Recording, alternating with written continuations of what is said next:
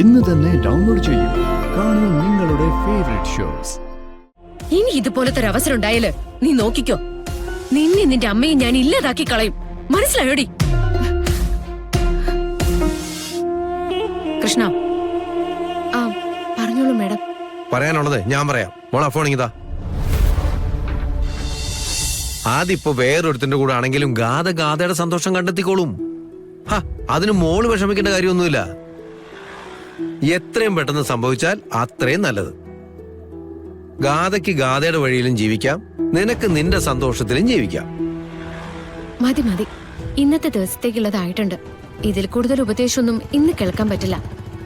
ശരി, ഞാൻ ഉപദേശം നിർത്തി. പക്ഷേ ഇതെല്ലാം കറങ്ങിത്തിരിഞ്ഞ് അവസാനം നവീന്റെ കൂടെ മോള് ജീവിക്കാൻ തുടങ്ങുന്ന ഒരു കാലഘട്ടം ഉണ്ടാവുമല്ലോ. അന്ന് ഞാനത് മറക്കാനൊന്നും പോകുന്നില്ല. ഞാൻ ചോദിക്കും, എടുത്തെടുത്ത് ചോദിക്കും. ചോദ്യങ്ങളൊക്കെ തയ്യാറാക്കി വെച്ച് കാത്തിരുന്നു. അതിനു മുന്നേ ഗാഥനെ കൊന്നിട്ടുണ്ടാവും. നീ നടക്കും മോളെ. ആരും ആരെയും കൊല്ലാനൊന്നും പോകുന്നില്ല. ഈ ഭൂമി ജനിച്ചവർക്കൊക്കെ ജീവിക്കാനുള്ള അവകാശമുണ്ട്. അത് നിനക്കുമുണ്ട്, എനിക്കുമുണ്ട്, എല്ലാവർക്കും ഉണ്ട്. ഒക്കെ ഭഗവാന്റെ കയ്യിലാ. ആരെവിടെ കിടന്ന് ഉറങ്ങണമെന്ന് തീരുമാനിക്കുന്നതേ അദ്ദേഹ.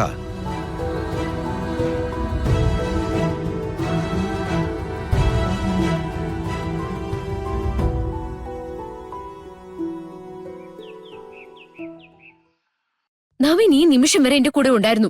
നവീൻ ഓഫീസിലേക്ക് പറഞ്ഞയച്ചിട്ടാ ഞാൻ മമ്മിയുടെ അടുത്തേക്ക് വന്നത് തന്നെ. മമ്മി, ഞാനും നവീനും പോകുന്നിടത്തേക്കൊക്കെ അവൾ എന്തിനാ വലിഞ്ഞു കയറി വരുന്നത്? നവീന്റെ കൈ മുറിഞ്ഞെങ്കില് അതിന് അവൾ എന്തിനാ അവിടുന്ന് പോയി മരുന്ന് വാങ്ങിച്ചു കൊണ്ടുവരേണ്ട കാര്യം? മോളെ, അത് പരിചയമുള്ള ഒരാളല്ലേ. അങ്ങനെ ഒരു അവസ്ഥയിൽ കണ്ടപ്പോ സഹായിക്കണമെന്ന് തോന്നിക്കാണും. അവൾ ആ മരുന്നുമായിട്ട് നിങ്ങളുടെ മുന്നിൽ വന്ന് നിന്നില്ലല്ലോ, മാറിയല്ലേ നിന്നത്. മമ്മി, വീണ്ടും വീണ്ടും അവളെ ന്യായീകരിക്കാൻ മമ്മി ശ്രമിക്കല്ലേ. അവൾ ആരാ? അവളുടെ അമ്മ മമ്മിയെ ചതിച്ചതല്ലേ. ആ സ്വഭാവം അവൾക്കും കാണില്ലേ? അത് തിരിച്ചറിയാൻ മമ്മിക്ക് എന്താ ഇത്ര ബുദ്ധിമുട്ട്? ഗാഥ മാഡം, കൃഷ്ണ നല്ല കുട്ടിയാ. ഓ ആണോ? എങ്കിലേ ഒരു സർട്ടിഫിക്കറ്റും വാങ്ങിച്ച് സ്വന്തം വീട്ടില് കൊണ്ടുപോയി ചുമരിൽ അങ്ങോട്ട് തൂക്കി വെക്ക്. എന്നോട് പറയാൻ നിക്കണ്ട. മമ്മി, എനിക്കൊരു കാര്യം അറിഞ്ഞേ പറ്റൂ. എന്റെ ജീവിതം സേഫ് ആയിരിക്കുന്ന മമ്മിക്ക് ഉറപ്പുണ്ടോ? ഉണ്ടോന്ന്? ഉണ്ട്. എന്നാ സേഫ്റ്റിക്ക് വേണ്ടി ഞാനൊരു കാര്യം ആവശ്യപ്പെട്ടാ മമ്മി ചെയ്യോ? എന്താ? അവളെ കൊല്ലണം. എനിക്കൊരു ശല്യമായിട്ട് അവൾ ഈ ഭൂമിയിൽ ഉണ്ടാവാൻ പാടില്ല. മോളെ, നീ എന്തൊക്കെയാ പറയുന്നേ? എന്താ, കൊല്ലാൻ ബുദ്ധിമുട്ടാണോ? എങ്കി എവിടേക്കെങ്കിലും അവളെ നാട് കടത്ത്. ഒരിക്കലും എനിക്കോ നവീനോ കാണാൻ പറ്റാത്ത അത്രയും ദൂരത്ത് എവിടേക്കെങ്കിലും. അതിനു വേണ്ടിട്ട് അവക്ക് എന്ത് വേണമെങ്കിലും കൊടുത്തോ. എനിക്ക് അതിലൊരു പരാതിയുമില്ല. മോളെ, നീ ഇങ്ങനെ വാശി പിടിക്കാതെ. അവളെ നാട് കടത്താനൊക്കെ നമുക്കെന്താ അവകാശം? ആ കുട്ടിക്കും ജീവിക്കാനുള്ള അവകാശമില്ലേ ഇവിടെ? ഓ, അവക്ക് ജീവിക്കാനുള്ള അവകാശം അവകാശം അവകാശം. അവളുടെ അവകാശമാണോ എന്റെ ആഗ്രഹമാണോ മമ്മിക്ക് വലുത്? എനിക്ക് അതാ അറിയേണ്ടത്. വിളിക്കവളെ. എന്നിട്ട് ഈ സിറ്റിന്ന് അവളോട് ദൂരെ എവിടേക്കെങ്കിലും പോവാൻ പറ. വിളിക്കും മമ്മി. എന്നോടാണോ അവളോടാണോ മമ്മിക്ക് സ്നേഹം എന്ന് എനിക്ക് പറയണം. വിളിക്കാൻ.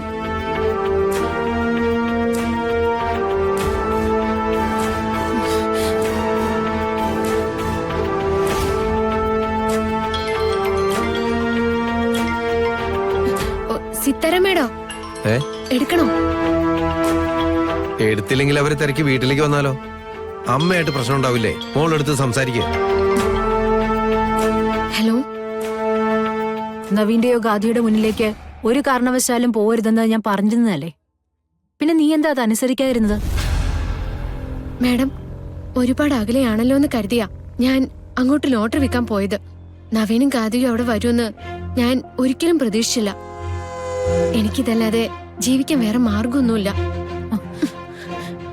നവീന്റെ കൈ മുറിഞ്ഞ നിനക്ക് എന്താടി പ്രശ്നം? മരുന്നൊക്കെ വാങ്ങിച്ചു കൊണ്ടുവന്ന് വെക്കാൻ നീ ആരാ? ഗാഥ, ദേ നോക്ക്. എനിക്ക് ശല്യമാവാതെ നിന്നെ കൊന്നുകളയാൻ ഞാൻ മമ്മിയോട് പറഞ്ഞതാ. മമ്മി അത് ചെയ്യും. മമ്മി മടിച്ച അത് ചെയ്യാനുള്ള മാർഗങ്ങൾ എനിക്കറിയാം. അത് വേണോ? ഗാഥ ഇങ്ങനെ എന്നോട് ദേഷ്യം കാണിക്കേണ്ട ഒരു കാര്യമില്ല. നമ്മള് തമ്മില് ദേഷ്യപ്പെടാൻ പാടില്ല. ആ പിന്നെ നവീന്റെ കയ്യില് ഇപ്പൊ വേദനയുണ്ടോ? ആ ടിന്നിന്റെ മൂടി തട്ടിയതല്ലേ, ടീറ്റി എടുക്കാൻ പറയണം. നവീന്റെ കാര്യത്തിൽ എന്ത് തീരുമാനം എടുക്കണമെന്ന് നീ എന്നെ പഠിപ്പിക്കണ്ട. ഇനി ഇതുപോലത്തെ ഒരു അവസരം ഉണ്ടായാല് നീ നോക്കിക്കോ, നിന്നെ നിന്റെ അമ്മയും ഞാൻ ഇല്ലാതാക്കി കളയും. മനസ്സിലായോടി? കൃഷ്ണ. ആ പറഞ്ഞോളൂ മാഡം. പറയാനുള്ളത് ഞാൻ പറയാം. മോളെ ഫോൺ ഇതാ. അല്ല മാഡം, ഇത് എന്തോന്ന് ഇടപാടാ? ഈ പെങ്കൊച്ച് സ്വന്തം ജീവൻ പോലും നോക്കാതെ നിങ്ങൾക്ക് വേണ്ടി ഒരു ഉപകാരം ചെയ്തതല്ലേ? സ്വന്തം മകൾ ഇപ്പൊ കളരിക്ക് സുഖമായിട്ട് ജീവിക്കുന്നുണ്ടെങ്കിലേ അത് ഇവളെ കൊണ്ടല്ലേ? എന്നിട്ട് അമ്മയും മോളും മാറി മാറി അവളെ ഭീഷണിപ്പെടുത്താൻ വിളിക്കാന്ന് പറഞ്ഞ കുറച്ച് കഷ്ടമുണ്ട് മാഡം. ഇതിനെ ജീവിക്കാൻ വിട്ടേക്ക് മാഡം, ഗതിയില്ലാത്തവരാ. എനിക്ക് അവളെ ഒന്നും ചെയ്യാൻ ഉദ്ദേശമില്ല. പക്ഷെ ഒരു കാര്യം എനിക്ക് നിർബന്ധമാണ്. ഇനി ഗാഥയും നവീനും കൃഷ്ണയായിട്ട് ഒരു കണ്ടുമുട്ടൽ ഉണ്ടാവാൻ പാടില്ല. അങ്ങനെ ഉണ്ടായാ എനിക്ക് ശക്തമായ ചില തീരുമാനങ്ങൾ എടുക്കേണ്ടി വരും. അതെന്തായിരിക്കുന്നത് ഞാനിപ്പോ പറയുന്നില്ല. പക്ഷെ നിങ്ങൾക്ക് ആർക്കും ചിലപ്പോ അത് സഹിക്കാൻ പറ്റിയെന്ന് വരില്ല. ശരി മാഡം, ഇവര് തമ്മിൽ കണ്ടുമുട്ടാതിരിക്കാൻ ഞങ്ങൾ പരമാവധി നോക്കിക്കോളാം. ഈ സിറ്റിയിലോ ഇതിന്റെ പരിസര പ്രദേശങ്ങളിലോ ഞങ്ങൾ ഇനി ലോട്ടറി കച്ചവടം ചെയ്യുന്നില്ല. ദൂരെ എവിടെങ്കിലും പോയി വിറ്റോളാം. ഇതിൽ കൂടുതൽ ഒന്നിനെ നിർബന്ധിക്കലേ മാഡം.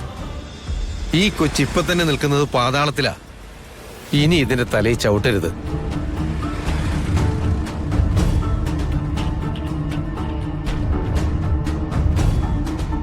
ഞാൻ ഇത്രയൊക്കെ പറഞ്ഞിട്ടും അവൾക്ക് അറിയേണ്ടത് എന്താണെന്നറിയോ? നവീന്റെ കൈക്ക് വേദനയുണ്ടോന്ന്. പിന്നെ ഒരു ഉപദേശം, ടീറ്റി എടുക്കാൻ. ഈ ലോകത്ത് അവൾക്ക് മാത്രല്ലേ ഇതെല്ലാം അറിയുന്നത്. പറഞ്ഞിട്ട് കാര്യമില്ല, മമ്മിയുടെ മുന്നിലും അവള് സർവജ്ഞാനിയാണല്ലോ. ഞാൻ അവളോട് കാര്യങ്ങൾ വളരെ ഗൗരവമായിട്ട് സംസാരിച്ചത് നീയും കേട്ടതല്ലേ. ഈ സിറ്റിയിലോ പരിസര പ്രദേശങ്ങളിലോ അവൾ ഇനി ഉണ്ടാവില്ലെന്ന് അവരെല്ലാരും എനിക്ക് ഉറപ്പു തന്നു. തൽക്കാലം മോളൊന്ന് അടങ്ങ്. ഓ തൽക്കാലം അത്രേ ഉള്ളൂ. അത് വിട്ടവളെ എന്റെ മുന്നിലേക്ക് വന്നാ തീർത്ത് കളയും മമ്മി ഞാൻ അവളെ.